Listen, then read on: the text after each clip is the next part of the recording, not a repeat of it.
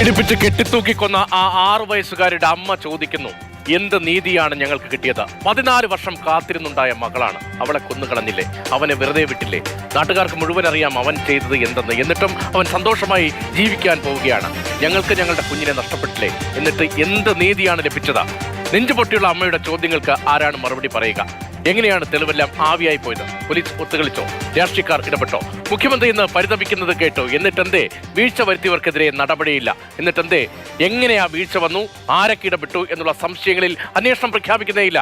അനന്തമായ സംശയങ്ങളാണ്, നിരവധി ചോദ്യങ്ങളാണ് ഉയർന്നത്. ആ ചോദ്യങ്ങൾക്ക് സ്വാഭാവികമായും കേരളം ഉത്തരം പ്രതീക്ഷിക്കുന്നുമുണ്ട്. ഏറ്റവും പ്രധാനപ്പെട്ട ചോദ്യം, കേസിൽ തെളിവ് ശേഖരണത്തിലെ വീഴ്ച മനഃപൂർവ്വം സംഭവിച്ചതോ? പ്രതിയെ രക്ഷിക്കാൻ പോലീസ് സഹായിച്ചോ? പ്രതിയുമായി പോലീസ് ഒത്തുകളിച്ചോ? പ്രതിക്കായി രാഷ്ട്രീയ ഇടപെടലുണ്ടായോ? അത്തരം ആരോപണങ്ങൾ സജീവമായി പല ഘട്ടത്തിൽ ഈ കേസിൽ ഉയർന്നിരുന്നല്ലോ.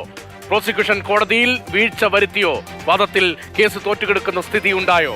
ഉദ്യോഗസ്ഥർ വീഴ്ച വരുത്തിയോ എന്ന് എന്തുകൊണ്ടാണ് അന്വേഷിക്കാതെ പോകുന്നത്?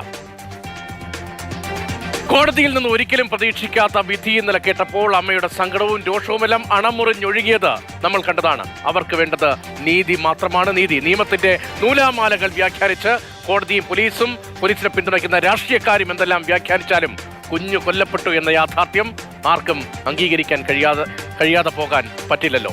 പോലീസിനോട് കുറ്റം സമ്മതിച്ച പ്രതി എങ്ങനെയാണ് കോടതിയിൽ രക്ഷപ്പെട്ടത്? അമ്മ ചോദിക്കുന്നുണ്ട്. അവർക്ക് ആ ഉത്തരം കിട്ടിയേ മതിയാകും. ആദ്യം അവൻ കുറ്റം സമ്മതിച്ചു, പിന്നീട് അവൻ ഇല്ലെന്ന് പറഞ്ഞു. അത് കോടതി വിശ്വസിച്ച് അവനെ വെളിയിൽ വിട്ട്.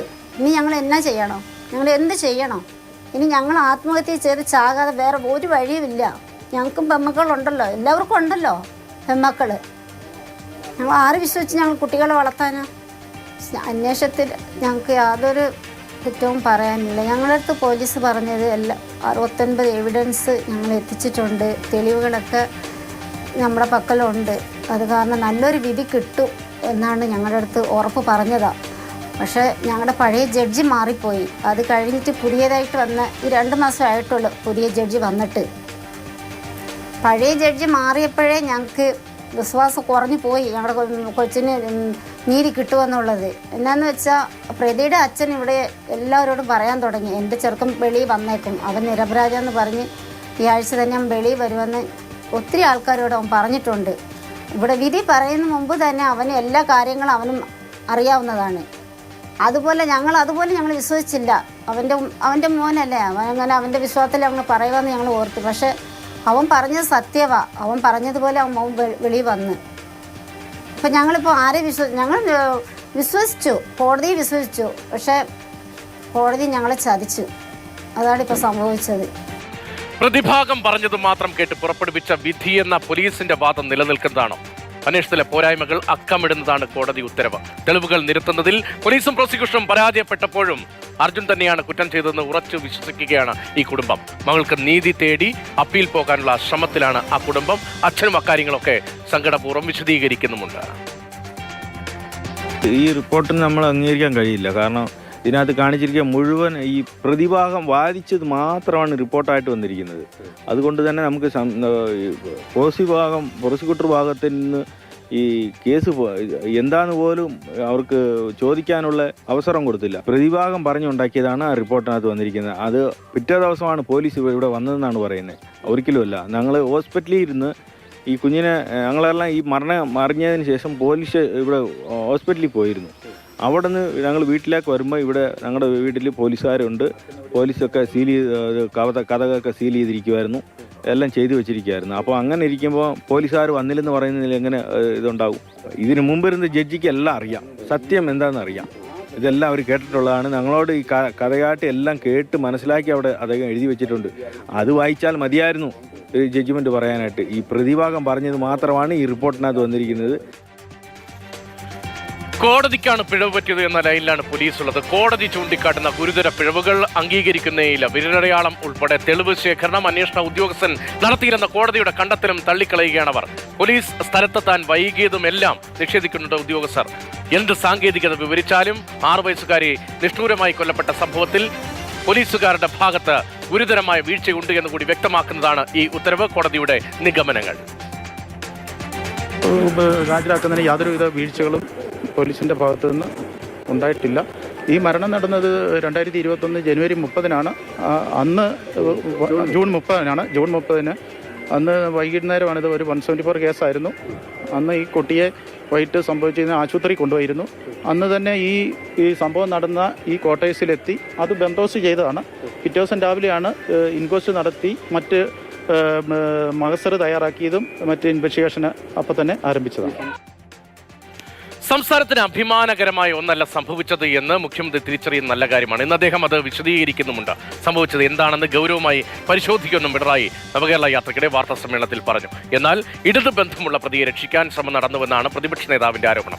തെളിവുകൾ കണ്ടെത്തുന്നതിൽ പോലീസ് പരാജയപ്പെടുകയായിരുന്നു. കേസിൽ നിന്നും രക്ഷപ്പെടുത്താൻ പ്രതികളുമായി പോലീസ് ഗൂഢാലോചന നടത്തിയെന്ന ഗൗരവതരമായ ആരോപണം കൂടി പ്രതിപക്ഷ നേതാവ് ഉന്നയിക്കുന്നുമുണ്ട്. തീർച്ചയായും നമ്മുടെ സംസ്ഥാനത്തിന് അഭിമാനിക്കാവുന്ന ഒന്നല്ല ആ സാഹചര്യം. അതെന്താണെന്നുള്ളത് ഗൗരവമായി പരിശോധിക്കും. ആവശ്യമായ പരിശോധനയുടെ ഭാഗമായിട്ടുള്ള തുടർ നടപടികളും ഉണ്ടാകും. ഇപ്പോൾ തന്നെ അപ്പീൽ പോകുന്നതിനുള്ള നടപടി സ്വീകരിച്ചു കഴിഞ്ഞിട്ടുണ്ട്. അപ്പീൽ അതിൻ്റെ ഭാഗമായി പോകുന്നതിനുള്ള തയ്യാറെടുപ്പുകൾ നടന്നുകൊണ്ടിരിക്കുന്നുണ്ട്. കോടതിയുടെ നിരീക്ഷണത്തിൻ്റെ ഭാഗമായി ചില കാര്യങ്ങൾ വന്നിട്ടുണ്ട്. അത് ഗൗരവമായി പരിശോധിക്കുകയും ചെയ്യും. 6 വയസ്സുള്ളൊരു പെൺകുട്ടിയെ പീഡിപ്പിച്ച് കൊന്ന് കെട്ടിത്തൂക്കിയ സംഭവം എത്ര ലാഘവത്വത്തോടു കൂടിയാണ് കേരള പോലീസ് കൈകാര്യം ചെയ്തത് എന്നതിൻ്റെ ഏറ്റവും ഉദാഹരണമാണ്. യാതൊരു തെളിവെടുപ്പ് നടത്തിയില്ല. തൂക്കിക്കൊല്ലാൻ ഉപയോഗിച്ച വസ്ത്രം അലമാരയിൽ നിന്ന് എടുത്തു എന്ന് പ്രോസിക്യൂഷൻ പറയുമ്പോൾ അലമാരയിൽ നിന്ന് എടുത്തത് സംബന്ധിച്ച യാതൊരു തെളിവുകളും പ്രോസിക്യൂഷൻ ഹാജരാക്കിയില്ല. അന്വേഷണ ഉദ്യോഗസ്ഥൻ പറഞ്ഞത് പ്രതി രക്ഷപ്പെട്ട ജനല് പൂട്ടിയിരുന്നു എന്നാണ്, കൊളുത്തിട്ടിരുന്നു എന്നാണ്. വേറെ സാക്ഷി പറഞ്ഞത് അത് തുറന്നാണ് കിടന്നിരുന്നത് എന്നാണ്. അങ്ങനെ പരസ്പര വിരുദ്ധമായ തെളിവുകളാണ്. ആവശ്യമായ യാതൊരു തെളിവുകളും കേസിൽ സ്വീകരിച്ചിട്ടില്ല. 6 വയസ്സുകാരെ പീഡിപ്പിച്ച് കൊന്ന് കെട്ടിത്തൂക്കി എന്നത് വാസ്തവമാണ്. കേസിൽ പോലീസ് എന്തിനാണ് ഇങ്ങനെ കഴിവില്ലാത്തവരെ പോലെ അലസരായി കാഴ്ചക്കാരായി നോക്കി നിന്നത് എന്നതാണ് സംശയം. ചോദ്യം: കോടതി കണ്ടെത്തിയ പോലീസിന്റെ വീഴ്ചകൾ എന്തെല്ലാമായിരുന്നു? നമുക്ക് ഒന്നുകൂടി നോക്കാം. ഈ വാദങ്ങളെല്ലാം പോലീസിന് വേണ്ടി ഉയരുമ്പോൾ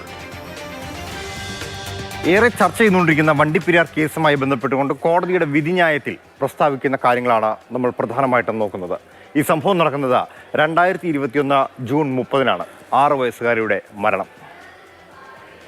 കേസ് നടന്ന അല്ലെങ്കിൽ സംഭവം നടന്നതിൻ്റെ പിറ്റേ ദിവസമാണ് അന്വേഷണ ഉദ്യോഗസ്ഥൻ അവിടെ എത്തിയത്. അതായത് ഈ സംഭവം നടന്നു എന്ന് പറയുന്ന ദിവസം അന്വേഷണ ഉദ്യോഗസ്ഥൻ അവിടെ എത്താൻ സാധിച്ചിട്ടില്ല എന്നുള്ളതാണ് ഈ കേസിനെ ഏറ്റവും കൂടുതൽ ബാധിക്കുന്നതും ആ വിഷയം തന്നെയാണ്. കാരണം രക്തം പോലെ എന്തെങ്കിലും കാര്യങ്ങൾ അവിടെ ഉണ്ടോ എന്നുള്ളത് കണ്ടെത്താൻ അന്വേഷണ ഉദ്യോഗസ്ഥർ ശ്രമിച്ചിട്ടില്ല, അല്ലെങ്കിൽ അവർക്ക് കഴിഞ്ഞിട്ടില്ല എന്ന് കോടതി തന്നെ വിധിന്യായത്തിൽ പറയുന്നുണ്ട്.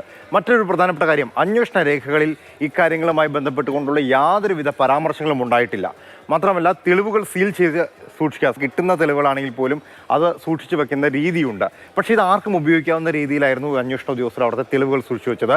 വിരലടയാള വിദഗ്ധനെ എത്തിച്ചുകൊണ്ട് അവിടെ ഒരു പരിശോധന നടത്താനോ അതിന് ഏതെങ്കിലും കൊലപാതക സാധ്യതകളുണ്ടോ അല്ലെങ്കിൽ അത് ആരെല്ലാം ആയിരിക്കാം അതിനെ ഇടപെട്ടത് എന്ന് പരിശോധിക്കുന്നതിന് വേണ്ടിയിട്ടുള്ള സാധ്യതകൾ പോലും അന്വേഷണ ഉദ്യോഗസ്ഥർ പരിശോധിച്ചില്ല. ഈ അന്വേഷണത്തിലുടനീളം പിറ്റേ ദിവസം എത്തിയത് എന്ന കാര്യമടക്കം ഈ സീൽ ചെയ്തില്ല എന്നുള്ളതെല്ലാം പോലീസിൻ്റെ ഭാഗത്തുനിന്നുണ്ടായ അലംഭാവമാണ് എന്ന് വിധിന്യായത്തിൽ കോടതി തന്നെ പ്രസ്താവിക്കുന്നുണ്ട്.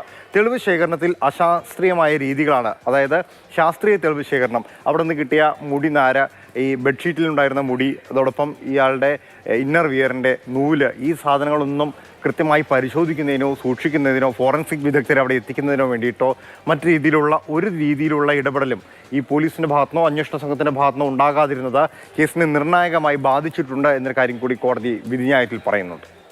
ഗുരുതരമായ വീഴ്ചകളാണ് കോടതി അക്കമിട്ട് നിരത്തിയ. ലാൽകൃഷ്ണനാണ് വിവരങ്ങൾ നൽകിയത്.